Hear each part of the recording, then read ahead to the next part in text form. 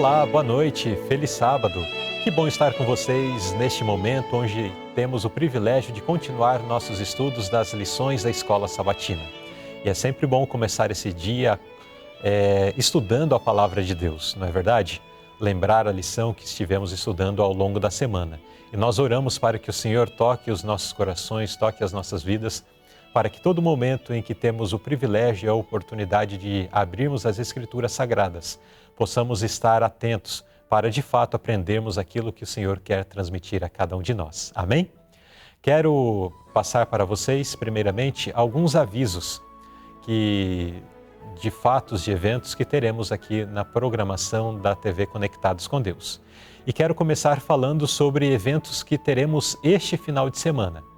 Então, como já é sabido de muitos de vocês, durante esta semana, nós tivemos aqui na sede da União Sul Brasileira, na Chácara Ebenezer, o curso de música de férias. Mais de 200 alunos de diversos estados do Brasil, de diversas partes, estiveram aqui aprendendo, se exercitando, confraternizando com outros músicos. Foram momentos muito especiais. E você terá a oportunidade de acompanhar um pouco deste trabalho, uma programação que teremos toda especial neste sábado. Nós teremos na parte da manhã a escola sabatina e o culto divino, e na parte da tarde, às 17 horas, nós teremos o concerto instrumental, onde grupos, os músicos, os alunos do curso de música de férias estarão apresentando um pouco daquilo que estiveram aprendendo e exercitando ao longo da semana. Teremos a participação especial da Orquestra Filarmônica Reformista. Nós também teremos o conjunto de cordas e a banda sinfônica. Então teremos muitos louvores, muita música, muita apresentação para a honra e glória do nosso Deus, e você é convidado para estar acompanhando. É nesse sábado, a partir das 17 horas. Não será uma programação muito extensa, terá em torno de 1h30, 1h40, mais ou menos, todo o período, né? Então, das 17 horas até as 18h30. Então, não perca tempo, anote aí na sua agenda, se prepare, se programe para estar acompanhando um pouco daquilo que os nossos alunos, irmãos de diversos lugares do Brasil estiveram aprendendo, exercitando ao longo da semana. E no domingo, a partir das 18h30, nós teremos um outro momento musical aqui na TV Conectados com Deus. Teremos o concerto do coral geral do curso de música nas férias, que tem por tema geral Em Teu Altar. Este concerto do coral geral, então é música cantada e acompanhada com a Orquestra Filarmônica Reformista. Então, caro internauta, caro amigo, no sábado, 17 horas e no domingo, 18h30, você é convidado para estar acompanhando estes momentos especiais, estar acompanhando essas apresentações de louvor a Deus. Na sequência dos nossos avisos, quero lembrar você que toda segunda-feira às 19h30 nós temos o programa Só para Mulheres. Nesta semana, inclusive, na segunda-feira dessa semana que está findando, nós tivemos uma programação muito especial, com uma participação de um público maior, presencial aqui no estúdio. Foi algo maravilhoso, muito interessante. Você é convidado para estar acompanhando este programa que é muito instrutivo, especialmente para as irmãs. E na quarta-feira, queremos lembrar você que estamos tendo a série Jornada de Fé. É uma série que vem apresentando a história de diversos personagens, nesta primeira etapa, personagens do Antigo Testamento, que passaram por momentos de grande tribulação, mas através da fé, através da confiança em Deus, através da oração, alcançaram grande vitória sobre aquilo que estavam padecendo. Nós já tivemos aqui a apresentação da história de Jacó, da história de Ana, da história de Jó, da história de Elias, e na próxima semana nós teremos a apresentação da história de Esther, aquela rainha também que teve ao longo ali da sua vida que enfrentaram um grande problema, mas que através da fé, através da confiança em Deus, não somente ela, mas todo o seu povo puderam alcançar grande vitória. Então você é convidado para estar acompanhando também essa programação toda especial que preparamos para você. Nesse instante nós teremos a participação de uma apresentação musical e voltaremos na sequência com a apresentação daquele que é o nosso convidado da noite.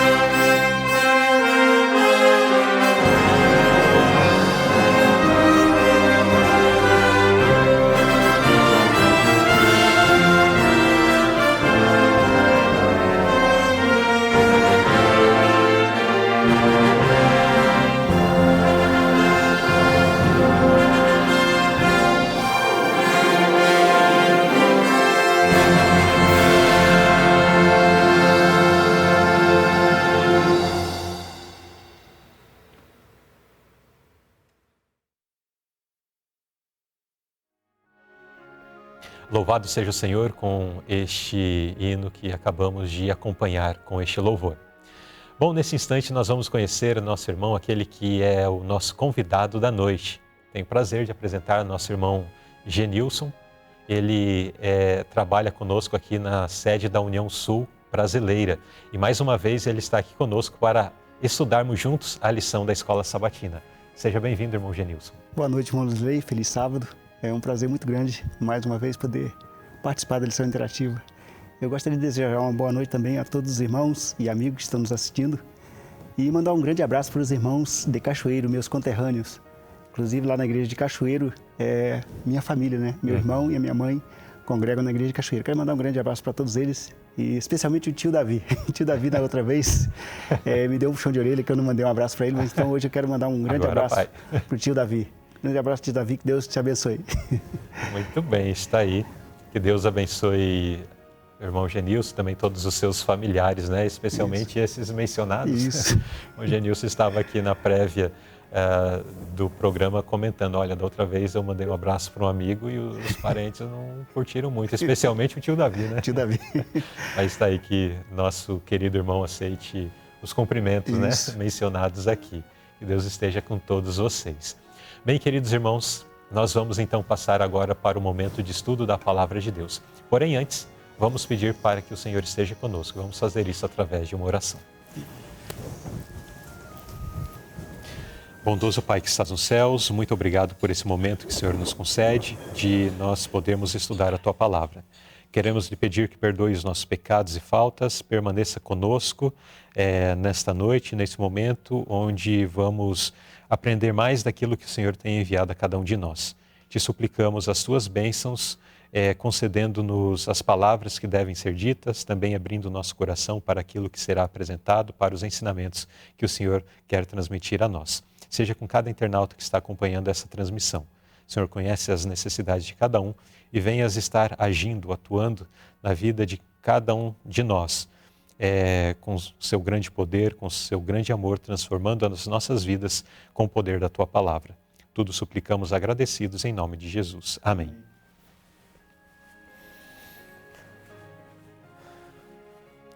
Estamos na segunda lição deste trimestre, lição que vem falando sobre tesouros da verdade, raciocinando com nosso Criador.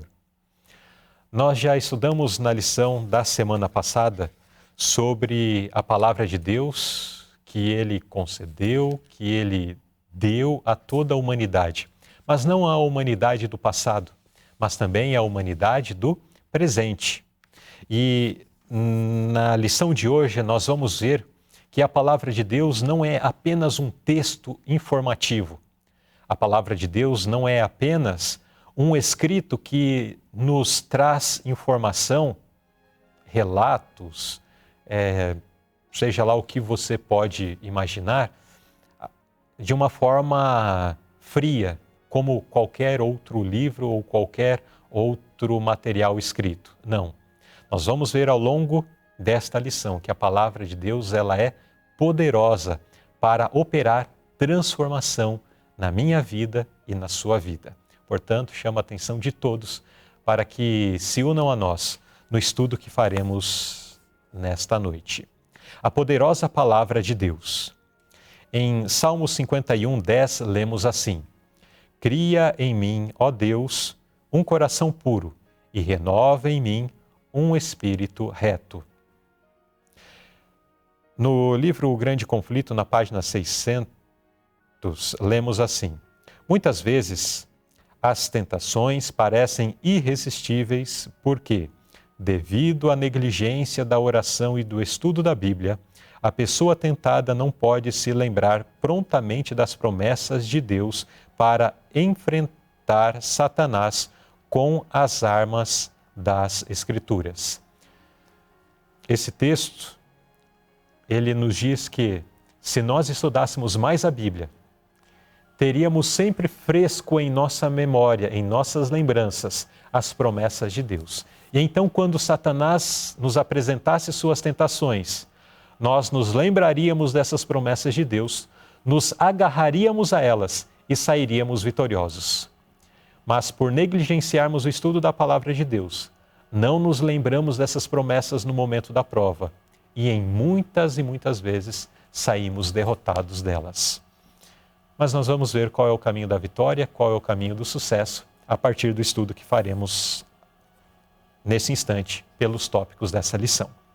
Vamos então ao primeiro tópico, soldados da cruz. Irmão Genilson, quanto ao que devemos estar sempre conscientes em nossa permanência na terra e, no entanto, com o que Paulo compara a vida do cristão. Então, o que precisamos estar atentos e a que somos comparados? Eu achei muito importante essa pergunta, talvez seja uma das mais importantes da lição, talvez. O texto bíblico que aparece aqui é 1 Pedro 5, verso 8, um texto muito conhecido. Aqui diz o seguinte: sede sóbrio e vigiai, porque o diabo, o vosso adversário, anda em derredor, bramando como leão, buscando a quem possa tragar. Então, nós sabemos que sobriedade é o contrário de embriaguez, né? Sim. Então, espiritualmente falando, nós devemos estar atentos, devemos estar sóbrio. A mente tem que estar bem lúcida, né? Exatamente. E como esse tópico fala de soldados da cruz, eu acho interessante também a segunda parte, que, no entanto, com que Paulo compara a vida de um cristão, né? Compara um cristão como um soldado. Eu estive analisando aqui é algo interessante, que um soldado numa guerra, jamais ele vai ficar, por exemplo, com um celular na mão assim, distraído, mexendo no WhatsApp, né? Ele vai estar com as armas em punho e atento a tudo que acontece, né? Sim. Então, até nesse sentido, é muito válida essa expressão do apóstolo Paulo, que nós somos como soldados de Cristo. Então, nós devemos estar atentos, especialmente nesses últimos tempos que estamos vivendo, né? Não está desapercebido, é sobrevigilante, porque o inimigo, ele está atento a tudo e a todos, né? É interessante isso que o irmão Genilson mencionou. Eu estava lendo, creio que na semana passada, sobre um ataque que aconteceu. Agora eu não me recordo se foi da Ucrânia contra soldados russos ou de soldados russos contra soldados ucranianos. Mas a localização do ataque aconteceu por conta do uso de celulares pelos soldados. Tá vendo? E então, através ali dos processos de inteligência dos exércitos, eles descobriram aquela localização, uma concentração de soldados Por causa do celular. usando o celular, na movimentação pela internet, enfim, existem processos ali de inteligência que eles conseguem, descobriram que ali era um lugar que eles deviam atacar, de fato. Então, aqui esse exemplo, né, bem mencionado pelo irmão Genilson, nós temos uma luta. É isso aí. Nós estamos vivendo no meio de uma luta, Com né? certeza. E nesta luta nós devemos agir como soldados de Cristo, estando atentos, alertas, bons soldados. Verdade. No Jornada de Fé da semana passada, que nós falamos sobre Jó, na introdução da mensagem, aqueles que estão acompanhando os nossos cultos de quarta-feira, aqui pela TV Conectados com Deus, acompanharam no culto da semana passada que falamos sobre Jó, fizemos uma breve introdução sobre aquele conflito que teve início lá no céu. E que é um conflito que se arrasta até o presente. E todos nós estamos envolvidos neste conflito. Com certeza. Agora, que tipo de soldado nós temos sido diante desta batalha na qual nós fazemos parte? Né? Será que temos sido soldados atentos, soldados que de fato estão agindo com sobriedade, vigilância, atentos a este adversário que está ao nosso redor? Perguntas reflexivas, com certeza. Importantes. Eu achei interessante aqui, né, nesse parágrafo da nota, aqui tem uma linha aqui, na terceira linha, no final da terceira linha, diz que a vida cristã é uma vida de guerra e conflito contínuo, todo dia, né, a todo instante. Então, todo dia a gente tem que estar atento. Exatamente. Porque um vacilo pode ser fatal. Exatamente. Assim como numa guerra. Com certeza, como numa guerra. Literal. Quer dizer, é uma guerra, é uma né? Guerra. É uma guerra. Não é uma guerra assim, vamos dizer, visível, né? Exatamente. É uma guerra visível. Por isso que a gente, às vezes, a gente se distrai. Exatamente. Porque é uma batalha que está aqui na consciência, é o mundo espiritual. Verdade. Mas é uma batalha mais importante do que qualquer outra, né? Verdade. Agora, a pergunta B. Qual é o único modo de sairmos vitoriosos no final? E aqui, de fato, é o segredo, né? É o segredo, é o grande segredo. Como, então, irmão Genilson, nós podemos sair vitoriosos dessa batalha? O capítulo 6 de Efésios aqui fala sobre as armaduras, né?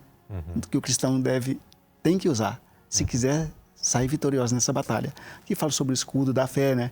A couraça da justiça, o capacete da salvação, né? Que é a esperança da salvação, os calçados dos pés, né?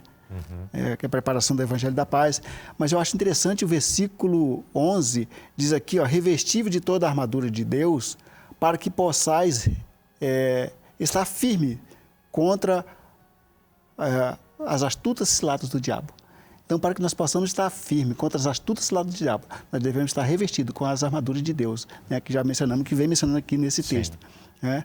E o versículo 17, especialmente, também diz assim: tomai também o capacete da salvação e a espada do Espírito, que é a palavra de Deus, né? Que é o tema da lição, a poderosa palavra de Deus.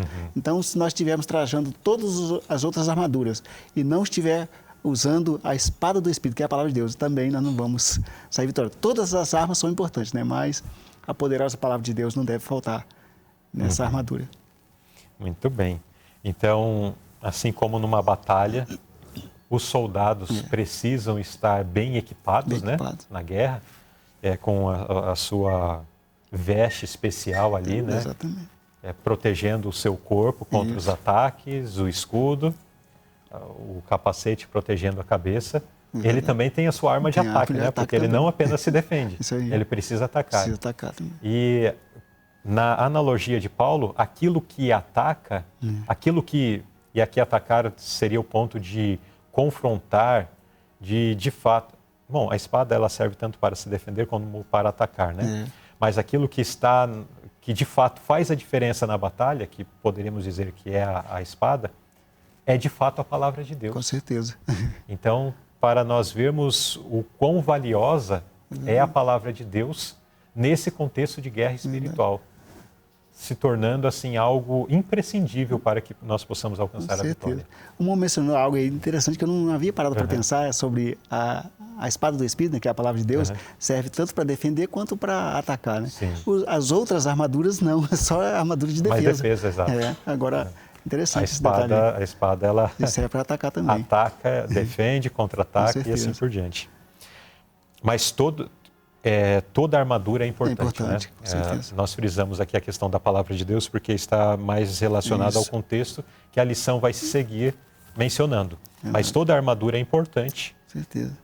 E um dos componentes dessa armadura, um componente muito importante nessa armadura, ou nesse conjunto, né, de armamento, é a palavra de Deus.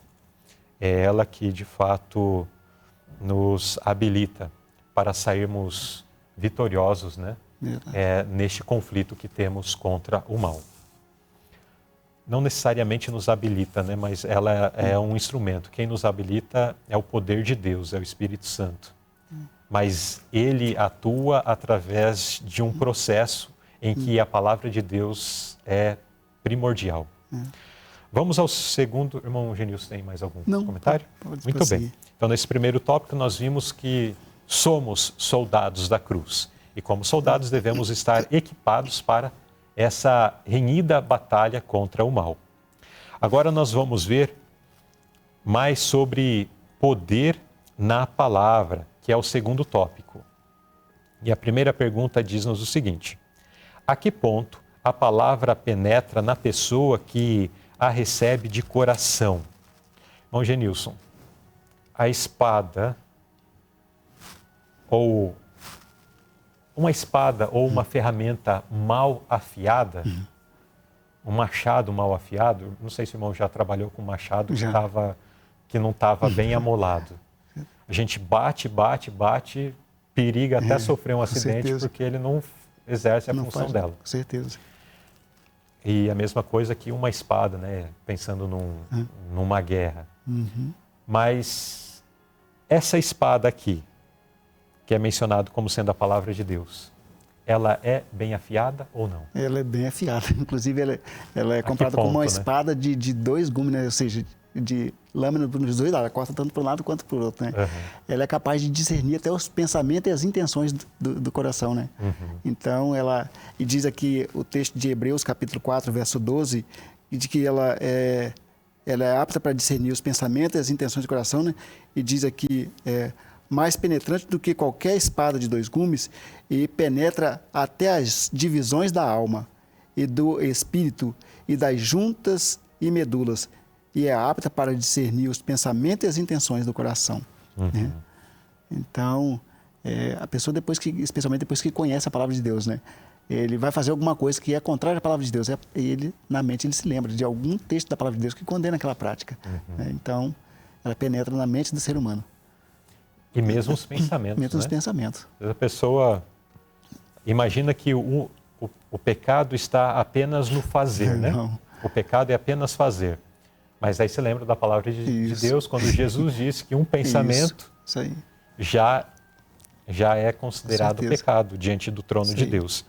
Então o pensamento ali já é peneirado. Verdade. É igual o engano, né? A pessoa tem a intenção de enganar, que já é considerado um engano, né? Exato. Então, interessante isso. Com certeza. Eu quero trazer apenas uma frase da nota que diz assim: a verdade prática deve ser demonstrada na vida. E a palavra, como uma espada afiada de dois gumes, deve cortar o excesso de ego que existe em nosso caráter. E mais à frente, quer dizer, a sequência. A palavra torna humilde o orgulhoso, manso e contrito o perverso, e faz o desobediente obedecer. E mais à frente, mas a palavra corta as concupiscências carnais, é um revelador dos pensamentos e intenções da mente. Então, o egoísmo, a cobiça, a maldade que está ali dentro do coração, até mesmo isso, É verdade. a palavra de Deus, ela tem poder de agir e eliminar. Eliminar, verdade. É interessante que as práticas pecaminosas, com o passar dos anos, ela é como se fosse parte do corpo da pessoa, né?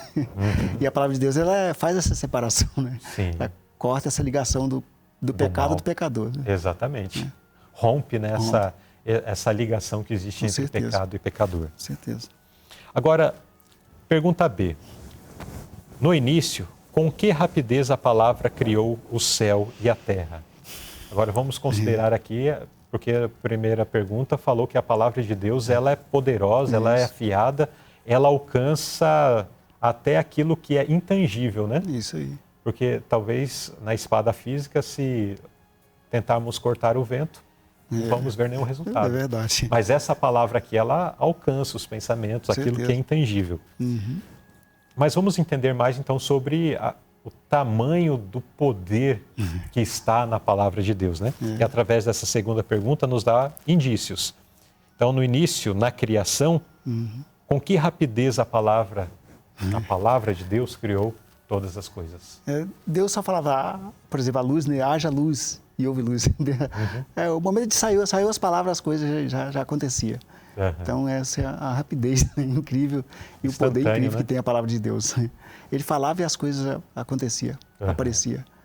Eu estive analisando a questão também da ressurreição de Lázaro, né?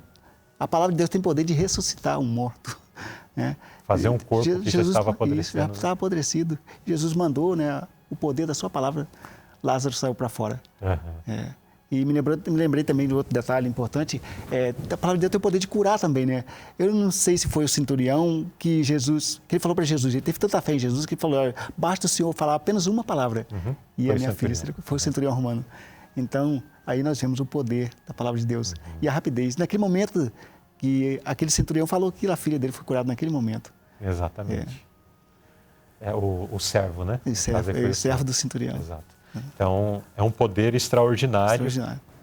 Nós vamos ainda continuar comentando sobre esse poder nesta próxima pergunta, C, que diz assim: a partir de que material Deus criou os mundos pela palavra? E após criar os mundos, Deus deixou a criação funcionando sozinha? Nós, para fazer uma mesa como essa, a gente precisa de um material, né? Precisa da matéria-prima. Deus não precisou nada disso, né? A palavra de Deus criou a matéria-prima, né? Sim. E nós só criamos alguma coisa por causa dessa matéria-prima que Deus criou com o poder da sua palavra. Então, na verdade, Deus criou. O que o ser humano faz é transformação. É transformação, só transforma. Verdade. Então, ele pega ali o minério do ferro, transforma no material que, por exemplo, os pés dessa mesa aqui são feitos de ferro. Então, está ali, daí o ser humano pega o mineral, faz todo o processo industrial e transforma em alguma coisa útil, né, aqui para... No caso de uma mobília. Com certeza. No caso da madeira, se não tem a madeira, tem que plantar. Com certeza, com certeza. Lança a semente no solo, espera o tempo devido. Quando se tornar numa árvore, chegou o tempo, corta e desta árvore transforma, então, no móvel, no objeto que se deseja. Com certeza. Mas o homem não pode fazer da semente, ainda que fosse, né? Da semente... uma mesa. Não tem como. Ele tem que plantar a semente. Com certeza. Muito menos do nada, né? Com certeza. Eu me lembrei de uma experiência, eu não sei se é apenas uma parábola, se é um fato real, de um ateu que queria convencer um cristão de que Deus não existe. Né? E aí ele falou, apresentou lá as suas razões, e o cristão só pegou uma réplica do sistema solar e colocou diante dele. Ele já entendeu tudo, né? O cristão perguntou para o ateu, vem cá, quem foi que criou o sistema solar? Aí ele viu aquela réplica, né? E já sabia qual era o argumento que o cristão ia usar. Agora, se um sistema solar verdadeiro, né? Com a sua complexidade... Com a complexidade toda, né? Não foi ninguém que criou. E esse aqui foi um homem que criou. Agora imagine um complexo como o verdadeiro. Né? Quem foi que criou esse aqui? Não foi uma pessoa? Ah, foi. Ele teve que admitir que foi. Agora você imagine o real. Exatamente. Então, o poder da palavra de Deus criou até o sistema solar, né? Quando nós consideramos, né, coisas complexas que temos, objetos, equipamentos complexos, nós ficamos admirados da capacidade daquele que fez. Verdade. Por exemplo, um relógio, né? O mecanismo de um relógio, ali as suas pequenas engrenagens, o pulso que é dado a partir de ou um mecanismo, algo mecânico, através de alguma coisa já a partir da eletricidade e tal. Mas nós vemos ali que existe uma sabedoria muito grande para que se tenha aquela precisão. Com certeza. É impossível imaginarmos que pegando um punhado de minério ou dos elementos necessários para se fazer a estrutura física ali do relógio, se pegando aquele material na sua forma bruta, jogando para cima ou deixando dentro de uma caixa por milhares e milhares de anos ou milhões e milhões de anos, em algum momento vai se tornar um relógio. De jeito nenhum. Seríamos considerados loucos se admitíssemos isso, né? É verdade. Agora as pessoas falam que louco é aquele que admite que tem um Criador e que não confia que no processo de bilhões de anos tudo vê a existência. Onde está a loucura nisso? Não tem como disse o apóstolo Paulo, a sabedoria do homem é loucura para Deus. A sabedoria de Deus é loucura para o homem. É verdade. Preferimos ficar com a loucura dos homens, ou melhor, né? Preferimos ficar com a sabedoria de Deus, aquilo que é considerado loucura pelos homens. Com certeza. Agora, Deus fez o mundo, que é a segunda parte da pergunta. Ele nos abandonou? Não, de jeito nenhum. Deixou a própria sorte? Não. É interessante, nós falamos aqui sobre o sistema solar, né? Deus criou o sistema solar e mantém, né? Tudo funcionando na sua mais perfeita ordem. Se eu não me engano, aqui na nota fala alguma coisa sobre a questão, é isso mesmo. É o começo. O começo aqui, né? A mesma energia criativa que trouxe o mundo à existência e atua na manutenção do universo e na continuidade das das operações da natureza. Ou seja, o Sol fazendo seu percurso normal, a Lua, né? Sem nenhuma mão visível ali, né? Mas Deus está fazendo aquilo tudo ali, todos aqueles movimentos, né? Nada está se movimentando por eles mesmos, né? Sim. Então, o poder de Deus está ali mantendo todas essas tudo na sua mais perfeita ordem, funcionando perfeitamente. E assim até o nosso corpo, né? Está funcionando porque Deus está nos mantendo, né? Batimento do coração, né? Às vezes a gente pensa que é apenas um estado natural do ser vivo. Verdade. Nos esquecendo que em toda a vida existe a ação de Deus. Com certeza. Vida original, né? Como está escrito, só Deus tem, né? A nossa vida é emprestada e é mantida por Ele. E é mantida por Ele. Com certeza. Então Ele é nosso Criador e nosso mantenedor. Muito bem. Então neste segundo tópico da lição, nós vimos que a palavra de Deus, ela tem poder, tanto criativo ou criador, como também de manter aquilo que ele fez. Agora, não apenas ele tem poder de manter, mas eu quero resgatar um pontinho aqui da primeira pergunta, antes de a gente passar para frente, que este mesmo poder, que tem capacidade, teve a capacidade e tem a capacidade de criar todas as coisas a partir do nada, será que ele não tem poder também de transformar a minha e a sua vida? E nos fazer pessoas justas, puras e santas diante da sua face? Apenas uma pergunta para a gente refletir enquanto passamos para o próximo tópico. Terceiro tópico, reconhecendo o pecado. Pergunta A, irmão Genilson, qual era o desejo de Davi após ter cometido o pecado contra Deus e contra Betseba? Eu acredito aqui que o maior desejo de Davi é receber o perdão de Deus, né? O pecado que ele cometeu foi muito grave e ele ficou perturbado por causa daquilo ali. Ele escondeu por um determinado tempo, né? Mas ele não ficou em paz, ele não estava em paz de consciência. Porque ele tinha conhecimento da palavra de Deus e a palavra de Deus, como já vimos anteriormente, penetra na mente, né, do ser humano.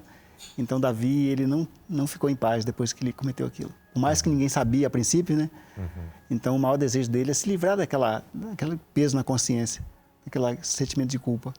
E ser perdoado por Deus, eu creio que esse era o maior desejo de Davi.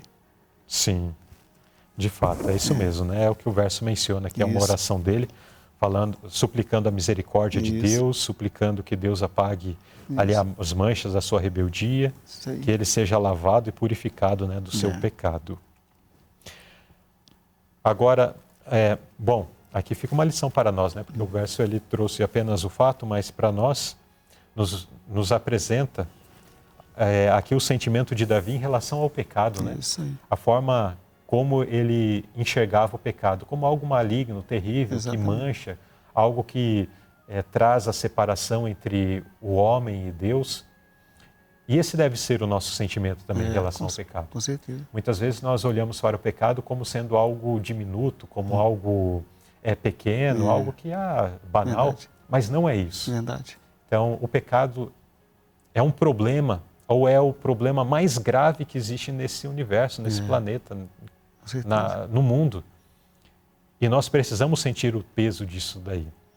Precisamos sentir a malignidade do pecado, perceber isso, para que nós possamos, de fato, abominar tal questão, né? Abominar o pecado e buscar em Deus o perdão e aquilo que nós vamos ver agora na segunda pergunta desse tópico, que é: que preocupações expressas por Davi no texto sagrado parecem ser mais profundas para ele? E aí nos dá duas opções, né? O que era mais preocupante para ele?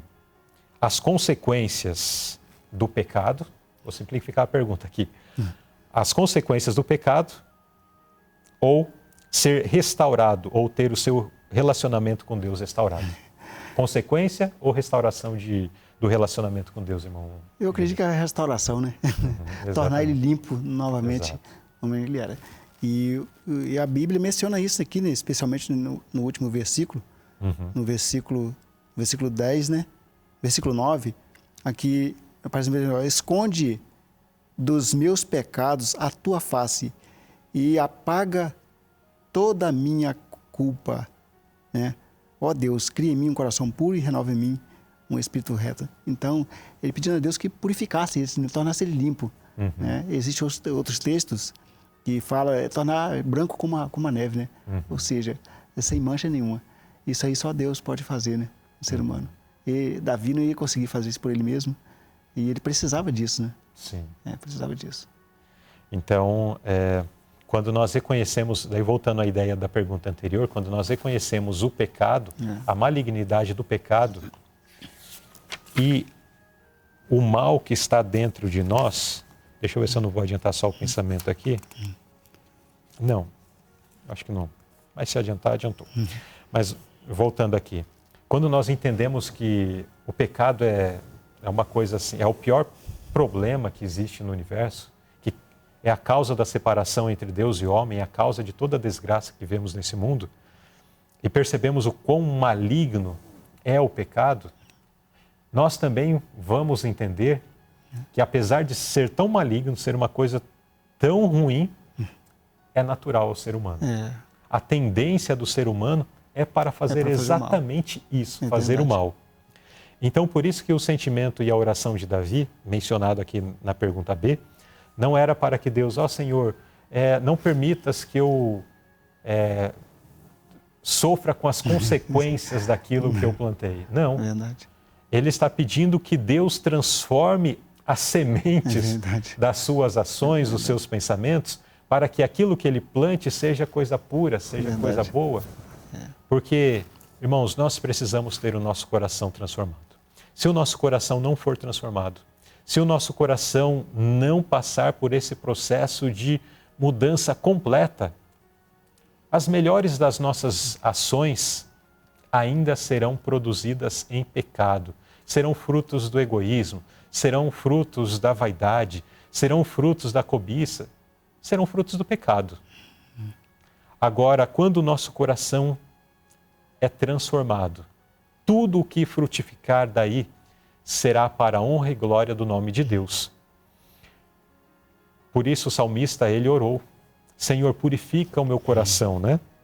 Cria em mim um coração puro, renova no meu peito um espírito firme. E ainda antes ele fala: purifica-me com o hisopo e ficarei puro, lava-me e ficarei mais branco que a neve. Então precisamos buscar em Deus a transformação do nosso coração, para que a nossa alma seja livre da contaminação do pecado. Aqui parafraseando algumas frases da nota, né? Para que possamos ser livres da contaminação do pecado, para que de fato então nós possamos viver em paz com o nosso Criador. É uma mensagem muito especial. Com né? certeza. Na verdade, aqui está a essência da mensagem do Evangelho. Com certeza. Ou daquilo que o Evangelho ele quer trabalhar nas nossas vidas. Verdade. Somos maus, Verdade. tendentes ao pecado, egoístas, enfim, temos problemas sérios a serem resolvidos, mas esse problema ele só é resolvido através da transformação do nosso coração. Interessante que aqui disse que Davi, né, aqui no último parágrafo, diz que a transgressão de Davi foi perdoada porque ele humilhou o coração diante de Deus em arrependimento e contrição de alma e creu que a promessa do perdão divino se cumpriria. Então, é como o título do tópico diz, né? Reconhecendo o pecado. Então, para nós sermos perdoados, a gente precisa reconhecer que erramos, reconhecer que somos pecadores. E se humilhar diante de Deus, fazer como Davi, né? Não tentar transferir a culpa para ninguém, assumir a culpa, né? Eu fiz. Né?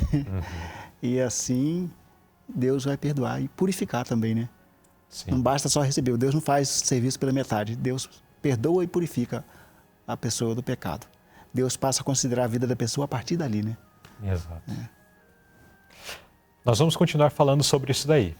Vamos para o quarto tópico dessa lição, que vai aprofundar essa questão do coração. Nós já adentramos um pouco nele, mas ainda existem outros detalhes que precisamos nos ater.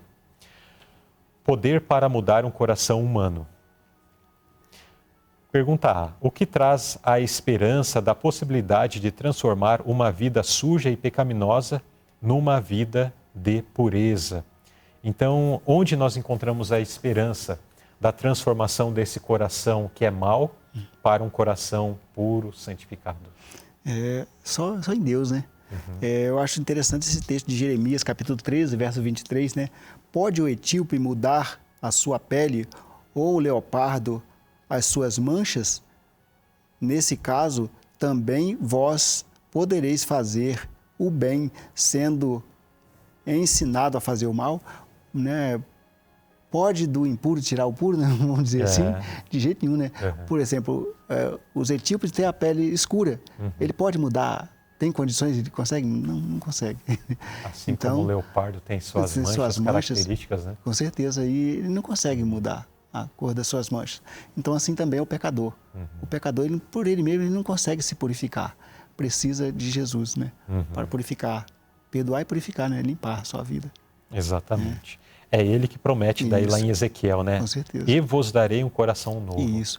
E um outro detalhe importante nesse processo é a fé. Nós precisamos crer de fato, né? Não só de boca. Sim. Crer de fato que isso é possível, que ele faz isso. Né? Não importa o tamanho do pecado que a pessoa praticou, né? Seja lá, pode ser um pecado mais horrível aos olhos humanos, né? Como a gente vê, por exemplo, crimes por aí que a gente diz assim, isso aí não é um ser humano, isso é um monstro, né? Não importa, ainda que seja uma pessoa considerada como um monstro, né? Não importa se ela abrir o coração se ela abrir a Deus. O coração e crer que ela pode, que Jesus perdoa ela e ela vai ser perdoada e vai ser aceita por Deus. Não por mérito nenhum dele, ainda que ele faça boas obras o resto da sua vida, mas é pelos méritos de Jesus, pelo sacrifício que Jesus fez na cruz, né? Jesus pagou o preço. Exatamente. Então, aí nós encontramos a esperança. É isso aí. E sabe por que aqui existe esperança? Porque não depende de nós. Não depende de nós. Porque se dependesse de nós, daí é o que disse os 2 primeiros versos, né? Quem do imundo poderá tirar o puro? Ou o ser humano pode transformar a sua vida? Não. Nós podemos, em algum momento, em sã consciência, declarar que nós temos uma vida de justiça diante de Deus? Irmãos, é possível nós declararmos isso? Nós desconfiaremos de nós mesmos até o final, até que Cristo nos leve para o céu. Com certeza. Aí sim vamos, finalmente estou salvo. Enquanto não estivermos no céu, nos sentiremos indignos e inseguros, porque esta vida, e nós precisamos desconfiar de nós. Um dos grandes problemas nossos como seres humanos é nós confiarmos na nossa força, na nossa própria capacidade. Muitos têm caído em grande destruição por conta de acharem que podiam, faziam e aconteciam. Inclusive, na experiência que nós consideramos de Davi e Betseba, quando Davi caiu, não foi no momento que ele estava na guerra, sendo perseguido por Saul, naquele momento de alerta que ele precisava buscar a Deus constantemente. Verdade. Foi quando ele pensou, agora existe paz e segurança. Agora meu reino já está estabelecido. Agora estou tranquilo, não preciso mais me preocupar. E quando ele sossegou o seu espírito, naquele momento ele descuidou da sua alma e ele cometeu pecado assim que foi a grande mancha da sua vida. Agora, isso exemplificando, foi no momento em que ele confiou em si mesmo. Por isso nós precisamos, querido irmão, querida irmã, desconfiar sempre de nós. É claro, vamos ter uma vida buscando sempre estar em harmonia com a vontade de Deus, mas jamais vamos nos vangloriar de que de repente alcançamos vitórias. Porque o que passa dentro de fato das nossas mentes? O que tem motivado as nossas atitudes, nossas palavras, as nossas ações do dia a dia? Será que estão plenamente purificadas? A garantia disso tudo só teremos na eternidade. Precisamos estar muito alertas para não sermos envolvidos com alguns ensinamentos que têm ganhado muitos discípulos, que é bem relacionado a essa questão de alcançar a perfeição nesse mundo e ficar descansado nisso. Lembre-se, quando Davi pensou que tinha alcançado tal status espiritual, ele cometeu um dos maiores dos seus pecados. Vamos à pergunta B. Qual é a única maneira de transformar o corrupto coração humano num coração que se deleite na justiça? Então, o coração corrupto humano se deleita no mal. Mas qual é a única maneira de transformar esse coração que se deleita no mal no coração que se deleita naquilo que é justo e bom? Aqui aparece, no contexto desse texto que aparece aqui, né, de João capítulo 3, versículo 3, é aquela história de Nicodemos. Jesus falou para Nicodemos que ele precisava nascer de novo. Ou seja, mudar de atitude, mudar de vida, né? E Jesus falou que sem esse novo nascimento, sem essa nova vida, não é possível a pessoa herdar o reino do céu. A pessoa tem que nascer de novo. Aqui então está falando de uma transformação radical. Radical. Onde a mente humana, que é corrupta, é egoísta, cobiça, pensa perversidades, maldades, maquina o que é mal. Com certeza. Esta mente, então, ela precisa não ser melhorada, né?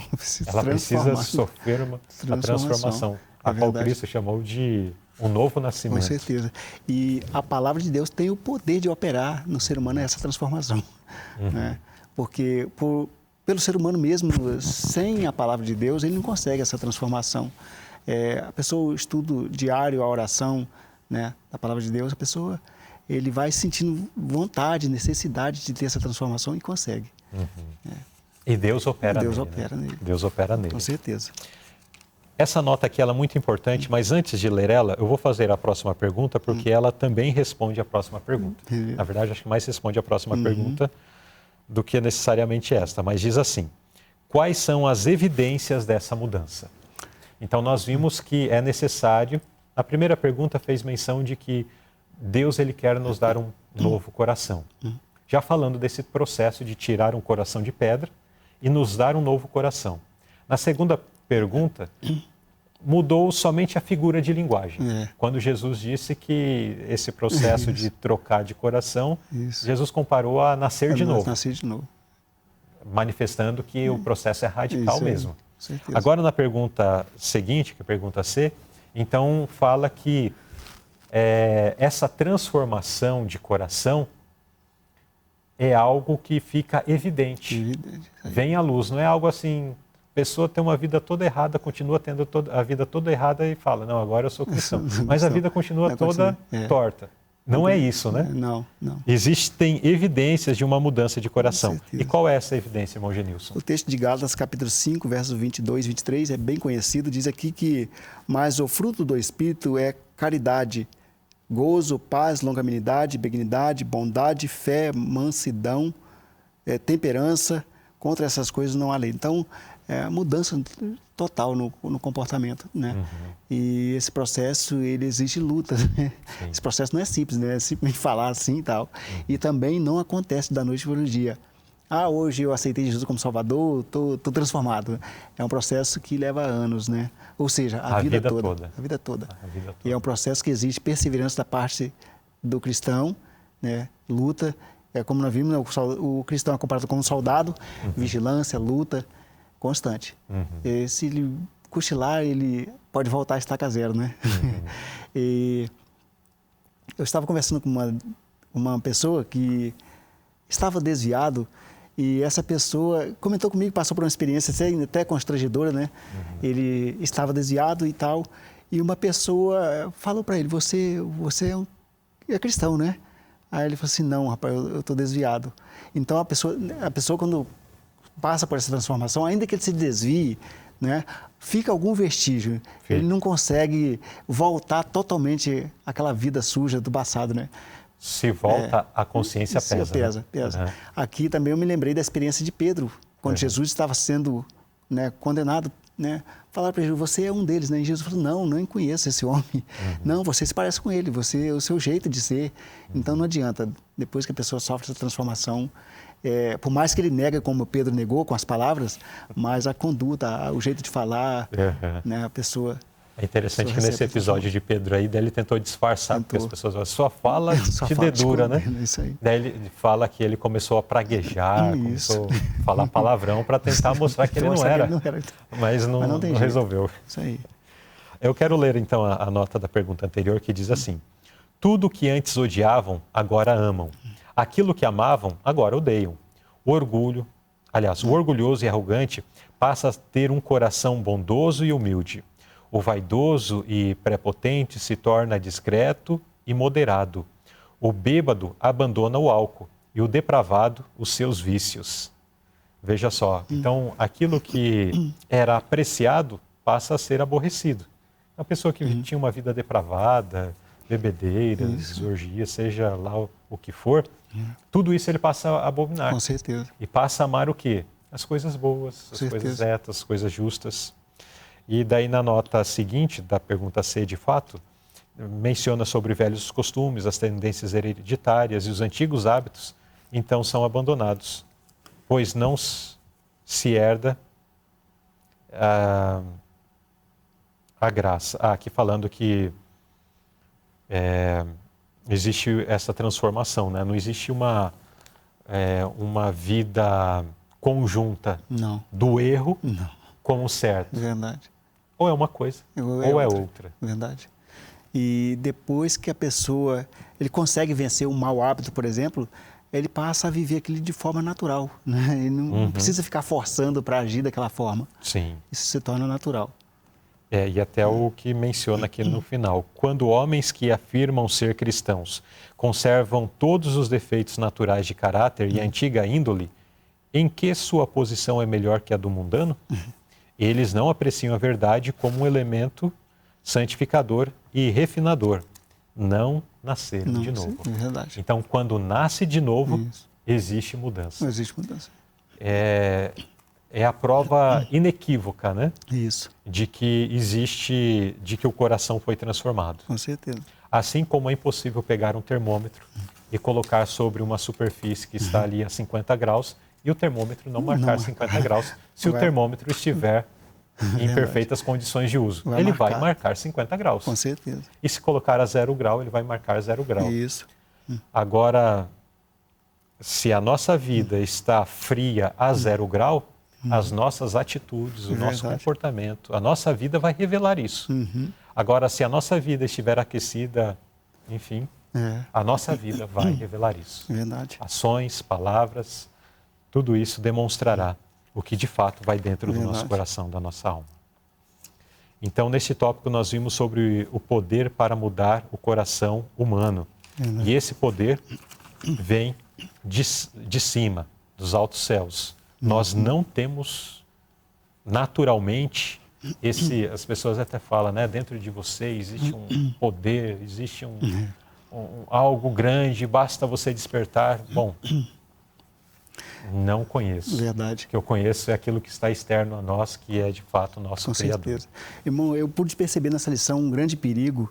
Né? Todos nós estamos sujeitos a esse perigo. Por mais que já passou, mas eu gostaria de ler essa nota da pergunta A.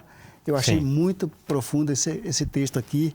Diz aqui que é verdade que uma pessoa pode apresentar um comportamento extremamente correto, mesmo sem poder transformador de Cristo. Então, a pessoa, é possível, diz aqui. Sim, e é um grande perigo. A pessoa leva uma vida correta, mesmo sem ter o poder transformador de Cristo. E diz aqui a continuidade do texto, o desejo de ter prestígio e de ser bem visto pelos outros pode ser a causa de uma vida bem regrada. Então, a pessoa leva uma vida ali bem regrada. Você olha para o cidadão assim, um cidadão impecável, mas ali é só uma capa, né? Então, não existe a verdadeira transformação ali naquela pessoa. E o texto continua dizendo assim, o respeito próprio pode levar alguém a se afastar de situações que outras pessoas interpretam como pecado. Até mesmo o coração egoísta pode praticar atos generosos. Se as coisas são assim, como saber se somos cristãos de verdade? Né? Uma pessoa, às vezes, nem professa religião nenhuma, o camarada leva uma vida ali impecável. Por quê? Porque tem um amor próprio, ele quer ser visto como bom e tal. Então, a pessoa ali tem uma aparência de piedade, né?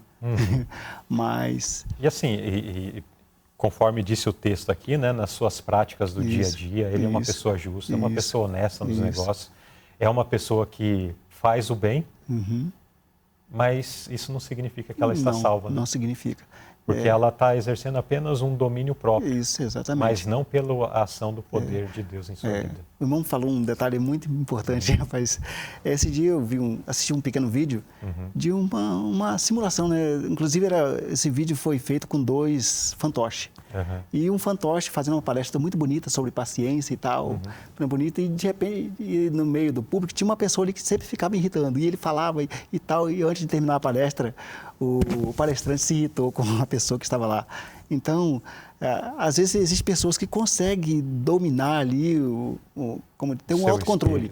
E se a pessoa provoca e tal, ele se mantém firme. Por quê? Porque ele é paciente? Não, porque ele quer ficar bem na foto, né? Fica assim. Então, até seria, né, irmão Genilson? Talvez até o que indica. Às vezes nós ficamos firmes na paciência porque talvez o que nos prende isso é o que os outros vão pensar se eu perder a paciência aqui. Exatamente. Como vai ficar a minha imagem? Como diz o ditado popular, um erro não justifica o outro. Às vezes uma pessoa que tem um temperamento forte, está lutando contra aquilo e tal, se irrita e tal com facilidade, mas puxa vida, que besteira que eu fiz. Às vezes esse comportamento é menos mal visto por Deus que uma pessoa que se mantém ali, né, manter o autocontrole. Mas por dentro ele está com vontade de matar aquela pessoa que está ali irritando. E firmado na sua própria justiça, né? Isso aí. Mas por dentro ele está com vontade de matar aquele cidadão.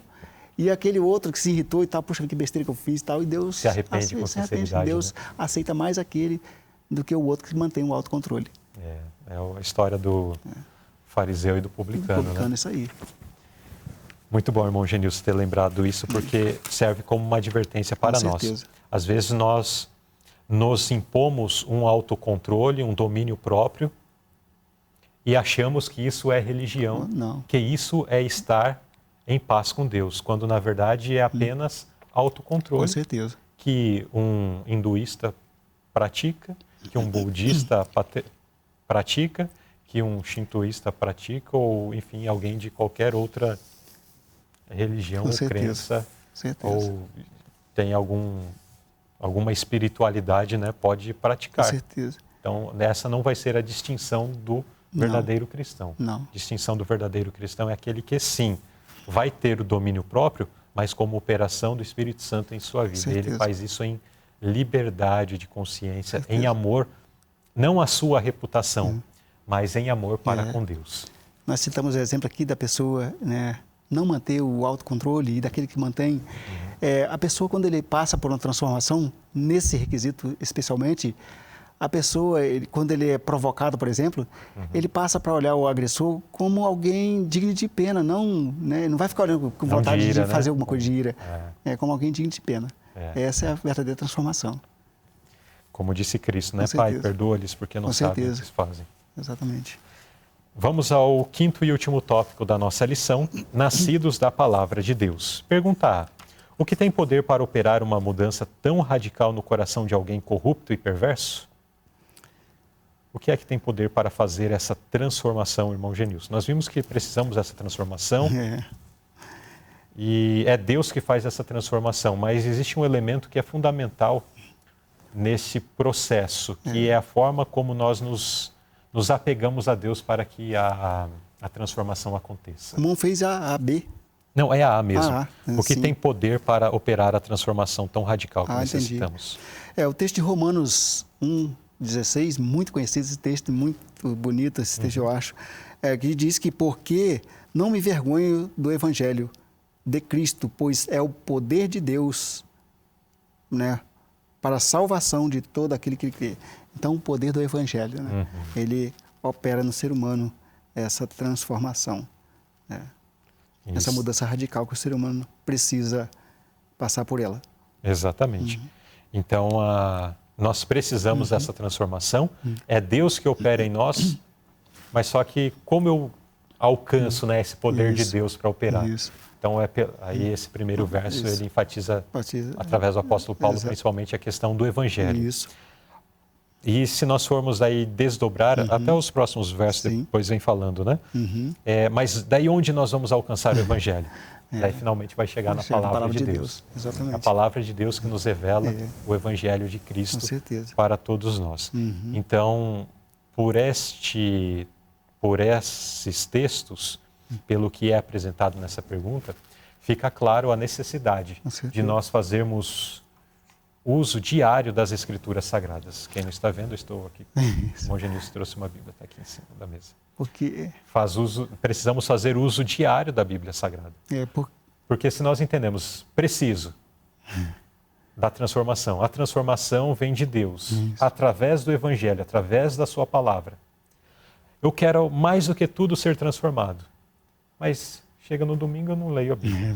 Chega na segunda, eu não leio a Bíblia. Chega na quarta-feira, eu não leio a Bíblia, daí vou no culto. É verdade. Eu cochilo ali durante o culto, né, um pouco e tal. Quinta-feira, eu não leio a Bíblia. Daí chega sexta-feira, eu dou uma estudada bem rapidinho na lição. Ou não. E daí chega no sábado, também levo a Bíblia para a igreja, mas às vezes nem abrimos para lê-la nem na igreja. Irmãos, nossas Bíblias têm permanecido muito fechadas. E como nós vamos alcançar essa transformação necessária se estamos sendo tão negligentes na questão do estudo da palavra de Deus? Nós não vamos alcançar. Diz o texto aqui, né, Romanos 1:16, que o Evangelho é o poder de Deus para a salvação, né? Sim. E onde nós conhecemos o Evangelho? É na palavra, no estudo da Bíblia. E se a gente negligencia o estudo, nós não vamos conhecer o Evangelho. E o conhecimento que o irmão Genilson tem não vai não vai me transformar. Não. É claro, ele estudando, através de diálogos, ele pode ajudar a edificar o próximo. Com certeza. Mas se eu negligencio, eu não vou alcançar isso que precisa. Verdade. Né? Então existe uma ênfase muito grande nessa lição que veio falando desde o primeiro tópico sobre a questão da guerra entre o bem e o mal, que nós estamos nessa luta, que precisamos ser como soldados e que é uma luta muito ferrenha e que inclusive o mal está dentro de nós e que esse mal precisa ser expulso e ele só é expulso através de uma transformação do nosso coração. Mas aqui fala que para ter essa transformação do coração, que é fruto do trabalho de Deus em nós, passa pelo poder da palavra de Deus, que é pelo estudo da palavra de Deus, com oração, com fé, etc. e tal. E a próxima pergunta ainda vai falar mais sobre isso. Mas, irmãos, se nós temos sido negligentes até o presente, vamos nos arrepender dessa negligência. Vamos dedicar tempo. Separe tempo, tempo de qualidade para o exame das Escrituras. Não precisa você começar separando 2, 3 horas por dia para estudar a Bíblia. Como nós dissemos, as transformações, elas também não acontecem da noite para o dia. O Genilson mencionou um pouco mais para trás. Não pensa que da noite para o dia a sua vida vai ser completamente mudada. Então começa dando pequenos passos e vai crescendo nesses pequenos passos. Não tem o hábito de ler a Bíblia todos os dias? Separe, coloque na sua agenda 10 minutos para ler a Bíblia. Você vai ler um capítulo da Bíblia. No primeiro momento, comece a se habituar com isso. Depois de um mês, aumente isso para 20 minutos e aumente na medida aí das necessidades, das possibilidades, um tempo de manhã, um tempo à tarde. Se você dedicar 30 minutos de manhã para estudar a Bíblia, mais 30 minutos à noite para estudar a Bíblia, para estudar também o espírito de profecia, você já tem 1 hora por dia. Com certeza. 7 horas por semana, 30 horas por mês, já é uma conquista assim muito grande. Com certeza. Precisamos investir, porque se nós não fizermos isso, entramos ano, saímos de ano e continuamos patinando nessa jornada espiritual que não vai nos levar a lugar nenhum. Vamos à pergunta B, irmão Genilson. O que a palavra desperta em nós e por que isso é tão necessário para uma vida vitoriosa? E como mantemos esse tipo de vitória até o final da vida? Aqui o texto de Romanos 10, 17 diz que a fé vem pelo ouvir, né? E ouvir a palavra de Deus. Então a palavra de Deus desperta em nós a fé. Né? Nós adquirimos fé. E é pelo estudo da palavra de Deus, né? Pelo ouvir e pelo estudo da palavra de Deus. Eu lembrei também desse texto do texto de Apocalipse, capítulo 1, verso 3, né? E bem-aventurados que lê, e os que ouvem e guardam a palavra de Deus. Então, nós adquirimos fé estudando a palavra de Deus. Agora, por que a fé é importante aí para termos uma vida vitoriosa? 1 João 5, verso 4 diz: porque todo aquele que é nascido de Deus vence o mundo. E esta é a vitória que vence o mundo, a nossa fé. Então, através da fé, nós vencemos o mundo, né?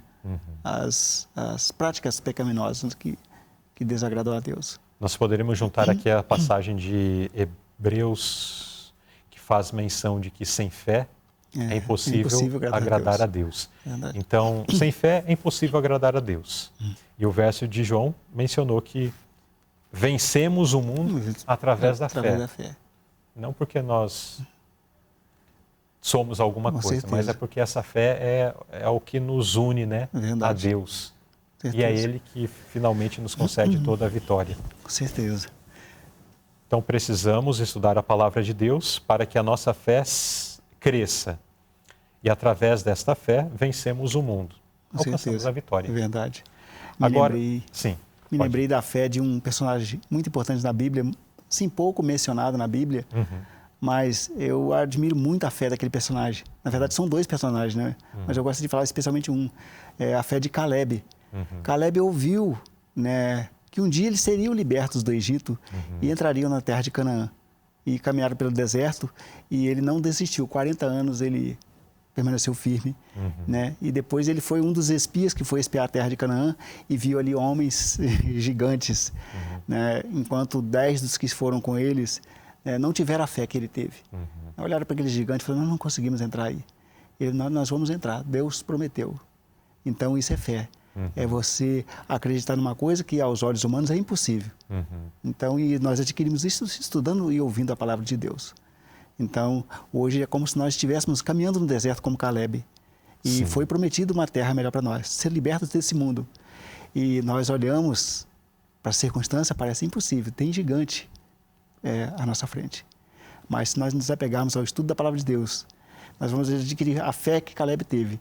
Nós vamos vencer esse gigante e entrar na terra prometida que Deus nos prometeu. Amém.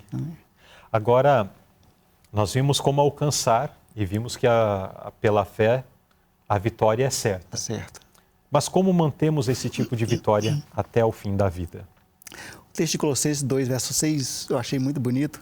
Diz que como, pois, recebestes o Senhor Jesus Cristo, assim também andai nele. Andando com Jesus, né? Através do estudo da palavra, a oração, assim nós podemos andar com Jesus todo dia. E essa diferença será vista na nossa vida. Esses homens estiveram com Jesus, como Pedro e João, diante das autoridades da época, né? Eles, sendo homens indoutos, e responderam com tanta autoridade que as pessoas perceberam, esses homens estiveram com Jesus. Esses homens não estão sozinhos. Então, isso é importante. Então, por isso se enfatiza, né, essa caminhada com Jesus. Então, aqui está mencionando daquela comunhão constante. Com certeza. Né? Nós não temos o privilégio que eles tiveram durante um período da vida deles de estarem pessoalmente com Jesus. Isso. Mas nós temos o privilégio de estarmos diariamente caminhando com Jesus através da fé. Com certeza. Confiando que Jesus está aqui conosco, Jesus está nesse lugar conosco, está ao nosso redor, está nos amparando, está nos auxiliando. E quando nós mantemos essa comunhão constante, a fé se desenvolve, a nossa vida permanece nessa constante, crescente de aperfeiçoamento, né? De transformação, de destruição da natureza carnal terrena, conforme diz aqui uma parte da nota. A palavra, falando da palavra de Deus, destrói a natureza carnal terrena e comunica nova vida em Cristo Jesus. O Espírito se achega à alma como consolador. Pela transformadora agência de sua graça, a imagem de Deus se reproduz no discípulo e ele se torna uma nova criatura. O amor toma lugar do ódio e o coração adquire a semelhança divina. Aqui está falando de um processo. Isso. E é um processo que ocorre através de uma comunhão, como disse aqui, andando com Cristo, andando em Cristo, diariamente, hoje, amanhã. Mas na prática, como que é isso? Como que é? É através do estudo da Bíblia, é através da oração, é através da busca por viver aquilo que a gente aprende da palavra de Deus. Verdade. De socorrer aqueles que estão em necessidade. É viver o Evangelho de fato. Verdade. Interessante que muitas vezes a gente vai orar, a gente quer usar palavras difíceis, né? Palavras bonitas. E a oração é a gente conversar com Jesus, a gente ser amigo dele, conversar com ele como nós estamos conversando aqui. Né? Irmão, estou precisando disso, estou precisando daquilo outro. Queria agradecer você por aquilo outro. E ser amigo de Jesus, a esse ponto, conversar com ele como a gente estivesse conversando com um amigo. E interessante na questão de amizade, que até nossas amizades com pessoas, nós somos, às vezes, adquirimos hábitos daquele amigo. E às vice-versa, o amigo adquire hábitos da gente. Né? Às vezes na maneira de falar, na maneira de agir. E se a gente for amigo de Jesus, a esse ponto, a gente vai ser igual a ele. Então é muito importante essa questão. Exatamente. Muito bem. Eu quero fechar o nosso estudo desta noite com o pensamento da inspiração logo do início da lição, que diz assim: muitas vezes as tentações parecem irresistíveis porque, devido à negligência da oração e do estudo da Bíblia, a pessoa tentada não pode se lembrar prontamente das promessas de Deus para enfrentar Satanás com as armas das Escrituras. Irmãos, nós vimos que, ao longo da lição, que a palavra de Deus é comparada com a espada, aquela espada que serve para atacar e também para se defender, né? Esse texto fez menção, nós já comentamos no início, mas quero frisar novamente, fez menção de que quando nós, vou falar a parte de uma forma afirmativa e positiva, né? Quando nós estudamos a palavra de Deus, a Bíblia Sagrada, quando nós nos detemos para mesmo memorizar as promessas da palavra de Deus, quando nos vem a tentação, os ataques de Satanás, nós vamos nos lembrar das promessas de Deus, vamos nos segurar essas promessas e, por assim dizer, contra-atacar as tentações com o assim diz o Senhor, como fez Cristo naquelas tentações de Satanás lá no deserto. Olha, se você fizer isso e tal, eu vou te dar. E Jesus, palavra de Deus. Olha, se você tal coisa, Jesus respondeu com palavra de Deus e assim por diante. E ele enfrentou os ataques de Satanás. Ao mesmo tempo que nós nos firmamos nas promessas. Deus tem promessas tão maravilhosas. Tem uma promessa que eu repetidamente costumo apresentar nos cultos. e mesmo aqui na lição interativa já mencionei muitas vezes, que nós encontramos na primeira carta de Paulo aos Coríntios, onde faz menção que Deus não permite que nos sobrevenham tentações além daquelas que nós podemos suportar. Ele não permite que Satanás jogue sobre nós coisas assim que não podemos suportar. Deus, ele coloca um limite. E o verso ainda continua dizendo, junto com a prova, ele providencia um escape. É uma promessa da palavra de Deus. É uma promessa que tenho buscado mantê-la sempre vívida em minha mente. Então vem uma dificuldade, vem uma luta, vem uma prova de diversos lados, por diversas razões e situações, essa promessa me vem à mente. Senhor, se o Senhor está permitindo, é porque é possível atravessar isso. Certeza. Então, vamos dar atenção às Escrituras, vamos estudar a palavra de Deus, vamos dedicar tempo para conhecer mais do Evangelho, conhecer mais desse livro que não é parecido com nenhum outro livro, porque este livro tem poder, pois é a palavra de Deus para a minha e também para a sua vida. Amém? Amém. Muito bem, irmão Genilson, vamos agradecer a Deus por esse estudo maravilhoso que nós tivemos. Vamos nos lembrar de orar em favor daqueles que sempre pedem as nossas orações. Também vamos nos lembrar de orar aqui pelo estúdio, pelo Conectados com Deus, para que o Senhor continue mantendo esta sua causa, esse seu ministério de pregação do Evangelho através da internet. E não se lembre também, não se esqueça, né? Lembre-se de sempre, além das orações, também contribuir com este ministério. Precisa muito das suas contribuições para que o mesmo se sustente. Então, nesse instante, vamos nos colocar de joelhos para uma prece. Irmão Genilson. Senhor nosso Deus, querido Pai poderoso que está nos céus, no santo e eterno nome do nosso Senhor Jesus, estamos de joelhos na Tua presença. Nós queremos agradecer ao Senhor pelos momentos que passamos aqui, juntamente com os irmãos que estão à distância, estudando conosco essa preciosa lição. Pedimos a Tua bênção sobre cada um dos irmãos que estão assistindo, também nós que estamos aqui, que o Senhor possa de uma maneira especial estar abençoando a cada um, especialmente aqueles que têm feito os pedidos de orações em favor de suas vidas, de suas famílias. O Senhor conhece a necessidade de cada um, pois o Senhor nos criou e conhece cada um de nós nos mínimos detalhes. O Senhor sabe das nossas limitações, das nossas necessidades, pois pedimos ao Senhor que, de acordo com a Tua vontade e de acordo com a necessidade de cada um de nós, o Senhor venha atender os nossos pedidos e que tudo seja feito para a honra e para a glória do Teu nome. Pedimos uma bênção especial em favor da TV Conectados com Deus, que temos certeza que muitas vidas têm sido alcançadas através desse ministério. Pedimos, Senhor, em favor das pessoas que têm contribuído para a manutenção desta causa. O Senhor abençoe de maneira especial a vida de cada um deles também. Toma nossa vida nas Tuas mãos e ajuda, Senhor, a cada dia a sentir o desejo de estudar a Tua palavra e assim, pelo poder da Tua palavra, ser transformado pelo Teu santo Evangelho até alcançarmos a estatura completa de homens e mulheres em Cristo Jesus e estar preparado para aquele grande dia da Tua vinda. Perdoa os nossos pecados e ajuda-nos a fazer a Tua vontade.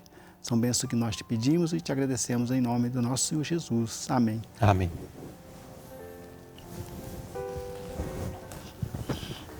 Muito bem.